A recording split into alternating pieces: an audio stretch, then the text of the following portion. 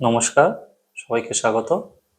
এই ক্লাসে আমি আলোচনা করব লেসন 7 স্পেশাল ট্রান্সলেশনসের 6th চ্যাপ্টার ভার্বাল নাউন সম্পর্কে।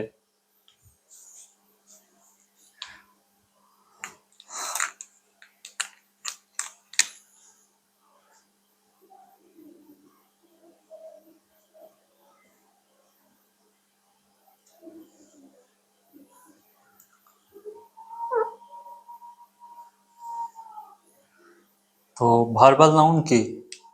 ইতিমধ্যেই আমরা নন ফাইনাইট ভার্ব 4 ধরনের জেনেছি।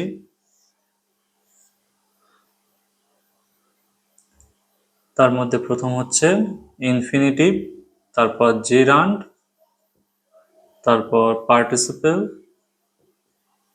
আর এই শেষে ভার্বাল নাউন।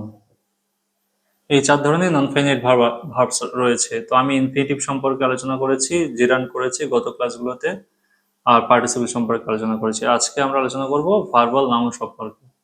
তো ইনফিনিটিভ আমি আগেই বলেছি নাউন হিসেবেও ব্যবহার হতে পারে, আর অ্যাডজেক্টিভ বা অ্যাডভার্ব হিসেবেও ব্যবহার হতে পারে। জেরান্ড শুধুমাত্র নাউন হিসেবে ব্যবহার হয়, পার্টিসিপল ভার্ব হিসেবেও ব্যবহার হতে পারে, আর অ্যাডজেক্টিভ হিসেবেও ব্যবহার হতে পারে। আর ভার্বাল নাউন শুধুমাত্র নাউন হিসেবেই ব্যবহার হয়। এইবার আমি আজকের এই ভার্বাল নাউন সম্পর্কে আলোচনা করব, আর শেষে আলোচনা করব এই ইনফিনিটিভ, জেরান্ড, পার্টিসিপল আর ভার্বাল নাউন এই 4টে নন ফাইনাইট ভার্বসের পার্থক্যটা আলোচনা করব একই সাথে লিখে। তো এখন আপাতত জানা যাক ভার্বাল নাউনটা কি। ভার্বাল নাউন তাহলে কোন পার্টস অফ স্পিচ? নাউনই, যেটা ভার্ব থেকে তৈরি হয়। এখানে যতগুলো গ্রামাটিক্যাল টার্ম আছে, ইনফিনিটিভ হোক, জেরান্ড হোক, পার্টিসিপল হোক, ভার্বাল নাউন হোক, সবই কিন্তু ভার্ব থেকে তৈরি হয়। নন ফাইনাইট ভার্ব থেকে তৈরি হয়, তৈরি হয়ে বিভিন্ন পার্টস অফ স্পিচ হিসাবে, অন্য পার্টস অফ স্পিচ হিসাবে ব্যবহার হয়। যেমন এটা ইনফিনিটিভটা ভার্ব থেকে তৈরি হয় কিন্তু নাউন বা অ্যাডজেক্টিভ অ্যাডভার্ব হিসেবে ব্যবহার হয়। জেরান্ডটা ভার্ব থেকেই তৈরি হয় কিন্তু নাউন হিসেবে ব্যবহার হয়। পার্টিসিপলটা ভার্ব থেকে তৈরি হয়, অ্যাডজেক্টিভ হিসেবে ব্যবহার হয়। আর ভার্বাল নাউনটা ভার্ব থেকে তৈরি হয়, শুধুমাত্র নাউন হিসেবেই ব্যবহার হয়। আচ্ছা, ভার্বাল নাউনটা কেমন দেখতে হয় এবার সেইটা দেখব। ভার্বাল নাউনটা তাহলে কোন পার্টস অফ স্পিচ হিসেবে ব্যবহার হয়? ভার্বাল নাউনটা নাউন হিসেবেই ব্যবহার হয়। আর ভার্বাল নাউন দেখতে কেমন হয়? ভার্বাল নাউন দেখতে ভার্বের সাথে আইএনজি যোগ করে করা যায়, অথবা ভার্বের পরে অন্য সাফিক্স যোগ করেও ভার্বাল নাউন করা যায়। সে অন্য সাফিক্সের মধ্যে কি কি থাকতে পারে? অন্য সাফিক্সের মধ্যে থাকতে পারে এ এল, টিআইওএন, এমইএনটি, এসআইওএন,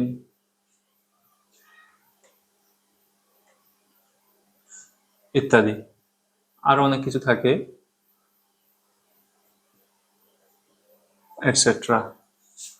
তো দেখা যাক, যেমন ভার্ব প্লাস আইএনজি কেমন ভাবে থাকে একটা এক্সাম্পল দিই।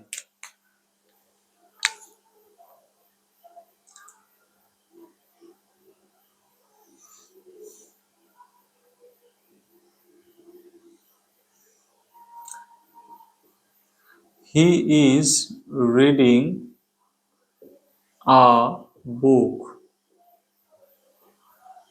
এই বাক্যে এই রিড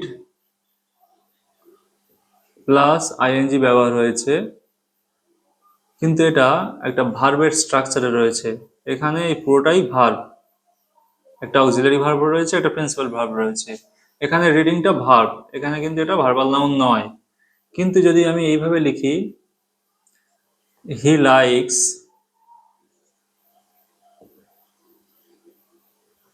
দ্য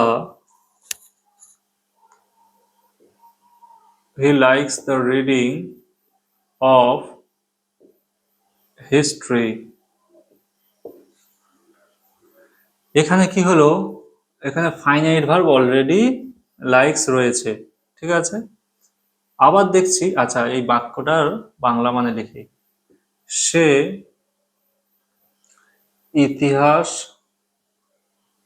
পড়া পছন্দ করে। তাহলে এখানে অলরেডি ফাইনাইট ভার্ব এই পছন্দ করে, আর পড়া ফাইনাইট ভার্ব ছাড়া অন্য যা ভার্ব রয়েছে সেটা নন ফাইনাইট ভার্ব। তাহলে পড়াটা এখানে নন ফাইনাইট ভার্ব। এবারে এই নন ফাইনাইট ভার্বটা কোথায় রয়েছে? সে কি পছন্দ করে? সে ইতিহাস পড়া পছন্দ করে। তাহলে এই পুরোটাই অবজেক্টের কাজ করছে, আর অবজেক্টের কাজ করে কে? কোন parts of speech? Noun. Noun বা প্রোনাউন অবজেক্টের কাজ করে। এইবার এইখানে দেখছি যে ভার্ব প্লাস আইএনজিটা রয়েছে, এই ভার্ব প্লাস আইএনজিটা একটা নাউনের মতো কাজ করছে, মানে নাউনের জায়গায় রয়েছে, মানে কি অবজেক্টের জায়গায় রয়েছে, মানে এটা কিসের কাজ করছে? এটা একটা নাউনের কাজ করছে, কারণ এইটা ফাইনাইট ভার্ব আর এটা নাউনের জায়গায় কাজ রয়েছে, মানে এটা নাউনের কাজ করছে। তাহলে এটাও কিন্তু ভার্ব, তবে কি ভার্ব? এটা নন ফাইনাইট ভার্ব, ঠিক আছে, নন ফাইনাইট ভার্ব। কারণ এর মধ্যে এটা আর সেই আগের মতো ফাইনাইট ভার্বের রূপে নেই। এখানে যেমন এটা কিন্তু, এখানে রিডিংটা এটা ফাইনাইট ভার্ব, ভার্বের জায়গায় রয়েছে, তাহলে এর মধ্যে ভার্বের গুণ রয়েছে। কিন্তু এখানে এই রিডিংটা ভার্বের জায়গায় নেই, এই রিডিংটা কোথায় রয়েছে? না, এটা নাউনের জায়গায়, মানে অবজেক্টের জায়গায় রয়েছে, মানে নাউনের জায়গায় রয়েছে। তাহলে এটা কিন্তু নাউন হয়ে গেছে। এখানে রিডিংটা ভার্ব, এখানে রিডিংটা নাউন। আর এই নাউনটাকে বলা হবে কি, যেহেতু এটা একটা ভার্ব থেকে তৈরি হয়েছে, যেহেতু এটা রিড ভার্বের সঙ্গে একটা ভার্ব থেকে তৈরি হয়েছে, তাই এই যে নাউনটা, এই যে রিডিং নাউনটা কে কি বলা হবে? Verbal noun. কেন ভার্বাল নাউন বলা হবে? না, এই নাউনটা কি থেকে তৈরি হয়েছে? একটা ভার্ব থেকে তৈরি হয়েছে, ভার্বের সাথে আইএনজি যোগ করে এটা ভার্বাল নাউন হয়েছে। এবার ভার্বাল নাউন আমরা দেখে চিনবো কি করে? কিভাবে দেখে চিনবো? ভার্বাল নাউনের যদি আগে দা থাকে আর পরে অফ থাকে, ঠিক আছে, মানে এই ভার্ব প্লাস আইএনজিটার আগে দা আর পরে অফ থাকলে তখন বুঝে যেতে হবে সেই ভার্ব প্লাস আইএনজিটা অবশ্যই কি হবে? ভার্বাল নাউন হবে, ঠিক আছে। কিন্তু যদি এখানে থাকে, এই রিডিং এইরকম হিসাবে থাকে, তখন কিন্তু এটা ভার্বাল নাউন নয়, ঠিক আছে। আচ্ছা, এই ভার্বাল নাউনের সঙ্গে পার্টিসিপেলের পার্থক্য কি? পার্টিসিপেলের পার্থক্য, যেমন যদি বলি রিডিং, রিডিং হিস্ট্রি, ইতিহাস পড়ে, we we learn the we learn about the past events। এটার মানে কি? ইতিহাস পড়ে আমরা অতীতের ঘটনাগুলো সম্পর্কে জানি, ঠিক আছে, বা জানতে পারি। তাহলে এখানে রিডিংটা কি? এই একটা প্রোনাউনকে কন্ট্রোল করছে, তাহলে এটা কিন্তু এটা অ্যাডজেক্টিভের কাজ করছে, তাই এটা পার্টিসিপেল। কিন্তু এখানে রিডিংটা নাউনের কাজ করছে, আগে দা পরে অফ আছে, এটা কি? এটা হচ্ছে ভার্বাল নাউন। আর এইখানে রিডিংটা কি? পার্টিসিপেল। আবার জেরান্ডো ভার্ব প্লাস ভার্বের সঙ্গে আইএনজি হয়, জেরান্ড হলে কিরকম হবে? Reading history gives me pleasure. এটার মানে কি? ইতিহাস পড়া আমাকে আনন্দ দেয়। তাহলে এখানে দেখো এই রিডিং হিস্ট্রিটা এটা সাবজেক্ট হিসেবে ব্যবহার হয়েছে এই ফাইনাইট ভার্বের। তাহলে সাবজেক্ট হিসেবে যখন ভার্ব প্লাস আইএনজি ব্যবহার হয় তখন সেটা নাউনের কাজ করে, আর তখন সেই ভার্ব প্লাস আইএনজিটাকে কি বলবো? জেরান্ড বলবো। তাহলে দেখো, ভার্ব প্লাস আইএনজি জেরান্ডেও ব্যবহার হতে পারে, ভার্ব প্লাস আইএনজি পার্টিসিপেলেও ব্যবহার হতে পারে, ভার্ব প্লাস আইএনজি ভার্বাল নাউনেও, এই ভার্বাল নাউনেও ব্যবহার হতে পারে। তাহলে এই এই পার্থক্য এই দেখিয়ে দিলাম, ঠিক আছে। এই রিডিংটা তাহলে ভার্বাল নাউনের আগে দা পরে অফ থাকে, আর এটা সাধারণত অবজেক্টের জায়গায় বা সাবজেক্টের জায়গায় বসে। আগে দা পরে অফ থাকবেই। আচ্ছা, পার্টিসিপেল হলে বাক্যের শুরুতে বসবে আর নাউন বা প্রোনাউনকে কন্ট্রোল করবে। আচ্ছা, আর যখন জেরান্ড হবে তখন কি হবে? এটা সাবজেক্ট হিসাবে বসবে কোনো ভার্বের, মানে নাউন যেভাবে ব্যবহার হয় সাবজেক্ট হিসাবে, অবজেক্ট হিসাবে, কমপ্লিমেন্ট হিসাবে বা প্রিপোজিশনের অবজেক্ট হিসাবে, এইভাবে ভার্ব প্লাস আইএনজি বসলে তখন সেটা জেরান্ড হবে। সেটা জেরান্ডের ক্লাস বা পার্টিসিপেল ক্লাসগুলো আরেকবার দেখে নিলে বুঝে যাবে। ঠিক আছে। আচ্ছা, ভার্বাল নাউন তো কেমন দেখতে হয়, ভার্ব প্লাস আইএনজি থাকলে কেমন দেখতে হয় বলে নিলাম। আচ্ছা, ভার্ব প্লাস আইএনজি কি বললাম, চেনার উপায় কি? আগে দা পরে অফ থাকে, মানে থাকলে ভার্বাল নাউন হবে।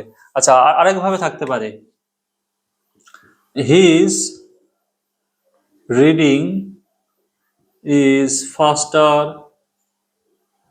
দেন ফাস্টার দ্যান মাইন। তার পড়া আমার চেয়ে বেশি দ্রুত। এখানে দেখো, এটাও ভার্বাল নাউন, এটাও দেখো এই ভার্বের সাবজেক্ট হিসাবে ব্যবহার হয়েছে। সাবজেক্ট হিসাবে ব্যবহার হয়েছে মানে কি, নাউন হিসাবে ব্যবহার হয়েছে। তাহলে ভার্বাল নাউনের মানে ভার্ব প্লাস আইএনজির আগে দা পরে অফ থাকলে তখনও ভার্বাল নাউন হয়, বা ভার্ব প্লাস আইএনজির আগে কোনো যদি এরকম পজেসিভ অ্যাডজেক্টিভ থাকে তখনও সেটা ভার্বাল নাউন হয়। পজেসিভ অ্যাডজেক্টিভ কি? এই যে হিজ, মাই, আওয়ার, ইয়োর, হার, দেয়ার, এইগুলোকে বলা হয় পজেসিভ অ্যাডজেক্টিভ। এইগুলো যদি কোনো ভার্ব প্লাস আইএনজির আগে থাকে এইগুলোকেও কি বলা হবে? ভার্বাল নাউন বলা হবে। ঠিক আছে, এখানেও এটা সাবজেক্ট হিসাবে নাউনের মতো ব্যবহার হয়েছে। আচ্ছা, ভার্বাল নাউনের ভার্ব প্লাস আইএনজি হলে কেমন ভার্বাল নাউন দেখতে হয় সেটা বললাম। এবার ভার্বের সাথে অন্য সাফিক্স, অর্থাৎ এল, টিআইওএন, এমইএনটি, এসআইওএন, এইসব সাফিক্স যোগ করে যখন ভার্বাল নাউন হয় তখন কেমন বাক্যে ব্যবহার হয় সেটা দেখাচ্ছি।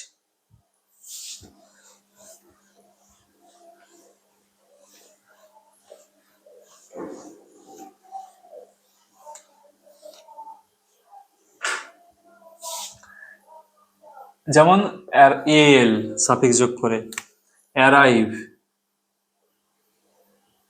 অ্যারাইভ মানে আসা বা পৌঁছানো।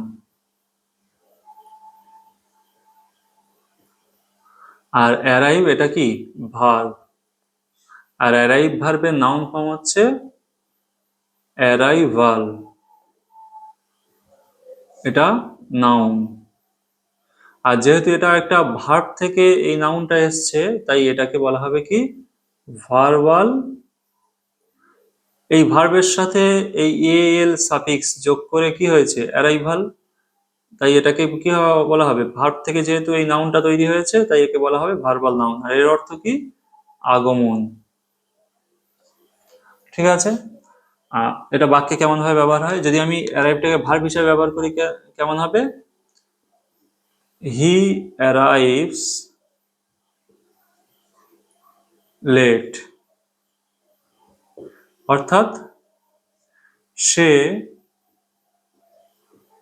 দেরি করে আসে বা হাজির হয় বা উপনীত হয়, সে দেরি করে আসে। এখানে এটাই ভার্ব, এটা জাস্ট ভার্ব। আর যদি এইরকম লিখি, হিজ অ্যারাইভাল ওয়াজ লেট, তাহলে এর অর্থ কি দাঁড়াবে? তার আগমন বিলম্ব ছিল বা দেরি ছিল। বিলম্ব ছিল বা দেরি ছিল, এটা পাস্ট টেন্সে লিখেছি। প্রেজেন্ট টেন্সেও লিখলে তা হতো হিজ অ্যারাইভাল ইজ লেট, তখন মানে হতো তার আগমন বিলম্ব।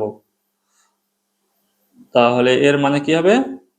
এটা যেহেতু ভার্ব থেকে তৈরি হয়েছে এটা হয়ে যাবে কি? এটা দেখো, এখানে এটাই ভার্ব আর এটা কি? পুরোটা কি সাবজেক্ট হিসেবে কাজ করেছে। আর সাবজেক্ট হিসেবে কাজ করা মানে কি? নাউন, নাউনের মতো কাজ করা।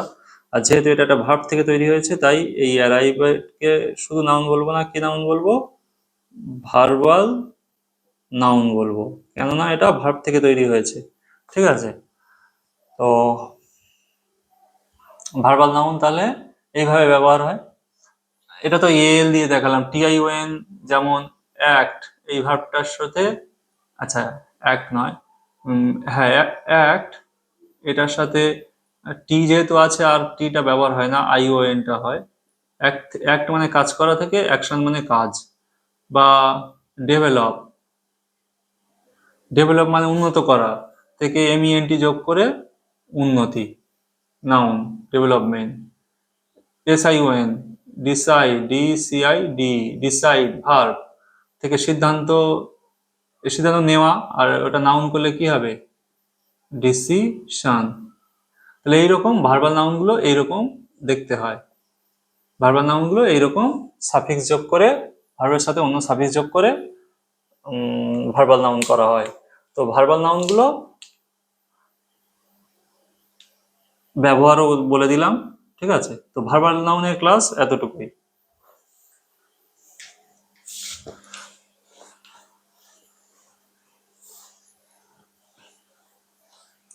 তাহলে আমরা ইনফিনিটিভের, সরি, নন ফাইনাইট ভার্বের যে 4টি ভাগ রয়েছে, ইনফিনিটিভ, পার্টিসিপল, জিরান্ট আর ভার্বাল নাউন, এই সবগুলো সম্পর্কে আমরা জানলাম।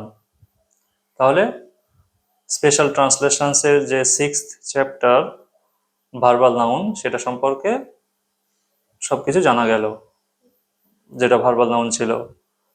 আচ্ছা, স্পেশাল ট্রান্সলেশনসের আর একটি চ্যাপ্টার বাকি আছে, সেটা রয়েছে মিসলেনিয়াস। অর্থাৎ এই স্পেশাল ট্রান্সলেশনগুলো যে বাকি যে 6টা ক্লাস হয়ে গেল, সেটা ছাড়াও এক্সট্রা কিছু স্পেশাল ট্রান্সলেশন আছে, সেটা আমরা পরবর্তী ক্লাসে জানবো। ঠিক আছে, তো আজকের ক্লাস এই পর্যন্ত রইল। দেখা হচ্ছে পরবর্তী ক্লাসে।